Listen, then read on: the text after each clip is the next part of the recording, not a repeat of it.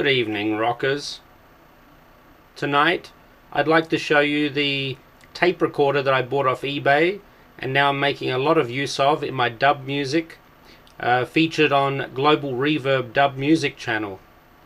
The machine I got is simply a Philips. It's a European machine, so it uses 240 volts, and it's one of these 3-speed tape recorders. The good thing about these machines is that for people who collected the old ones, some people never really use them very often.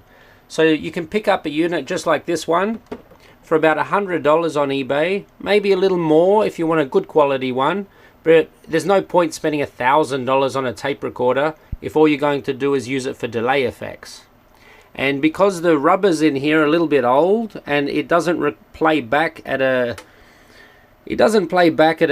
steady tempo, so I can use it for delay effects and it puts a warble in there, but what it doesn't do is it doesn't play back steady. So I'm using this as an effects unit, and although it's a very, very big effects unit, it's very effective too. So the lower speed of recording is going to have a better bass response, middle speed will have a good mid response, and the fastest speed here, which I think is 19 centimeters per second, I guess it's not inches, that's going to be really fast, very good for the high sibilant sounds, but not very good for your bass, and your bass might even disappear altogether if you go this fast.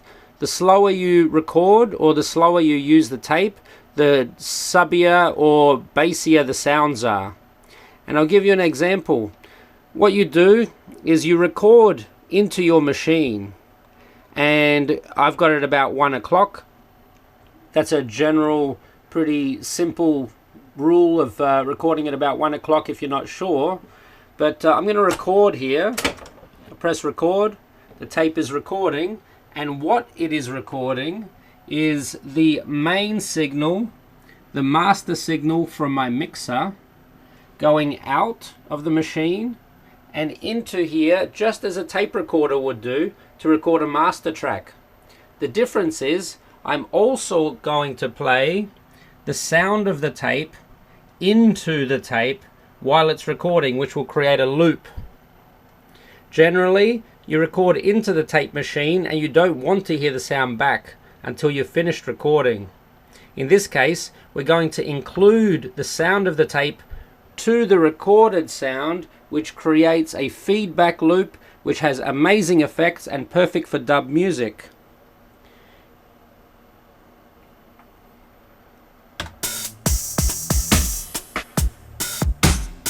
Alright, I've got some music playing now, and it's just a basic beat. There are no effects here. I've got no effects on any of my auxiliary channels, just to demonstrate how simple this is. So I've got drums playing, and over here I've got my tape. What happens when the tape starts to listen to itself or feed back on itself? This is what it could sound like.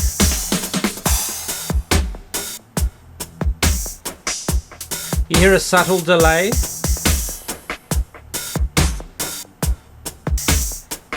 Now, of course, the main difference between delay and echo is that echo degrades over time, whereas delay just gets quieter. In a sense, this is really a tape echo. So listen to it when it gets loud.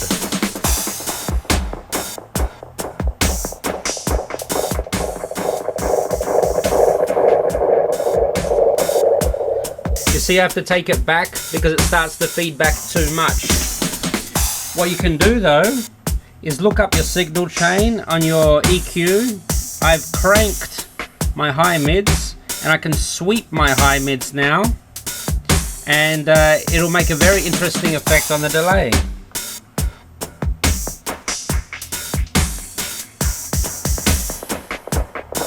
It's a very 70s reggae dub sound, very analog. See if it gets too loud.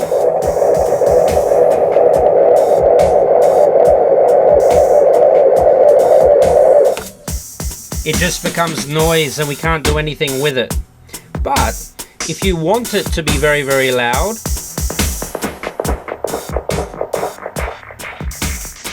you can get it to feed back by turning up the volume.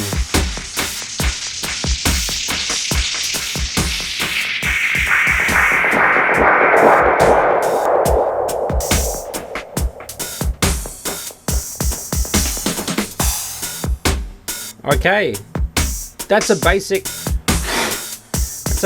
rundown. I feed the signal back into itself while it's recording, and I get some effect. Of course, using the sweeping EQ gives me that hands-on analog sound. I guess you're wondering what happens when we use different tempos. Well, I can tell you, it's going to sound a little bit different.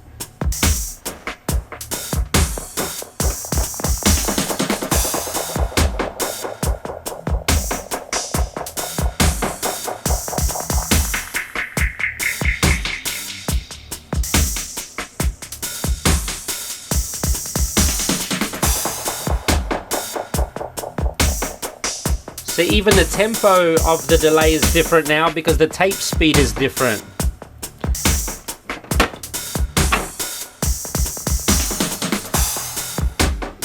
The first head that comes through is going to erase what is on the tape and record something fresh. But what's going on now is that it's recording through the tape and recording itself through the playhead. So it's playing and recording at the same time, providing two different functions, which creates a strange loop.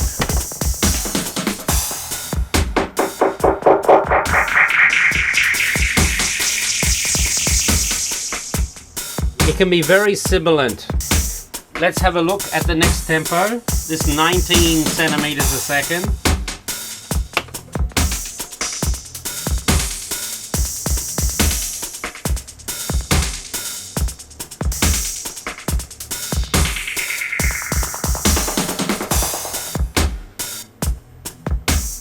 That is what it sounds like with no effect.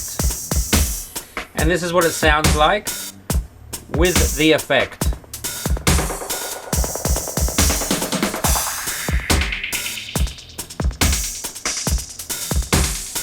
You can play around with the tempo and it sort of does strange, stretchy things to the sound.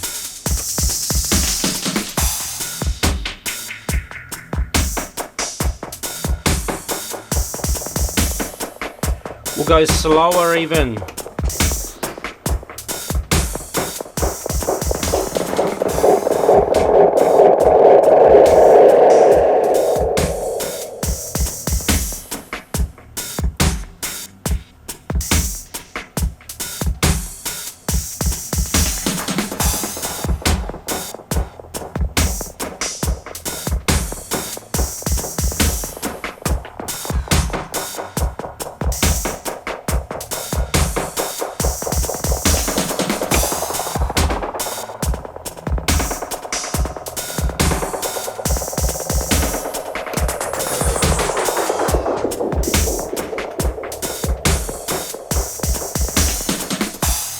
So they're just some of the effects that you can get from using an old school tape player. If you want to hear what that might sound like with some keyboards and some bass on it, then this is what it might be.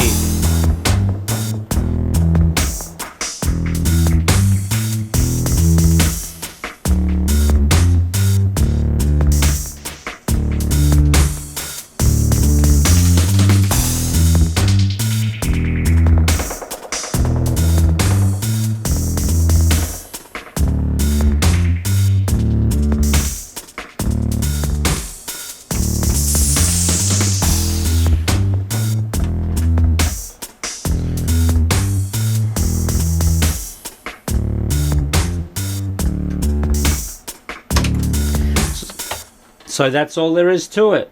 You play a signal out of your machine, out of your desk, play something out of the desk through the main, I'm recording out of the main to the tape player, but instead of simply recording, I'm recording and feeding the sound of the tape player back into itself. It's really, really easy, and anyone can do it.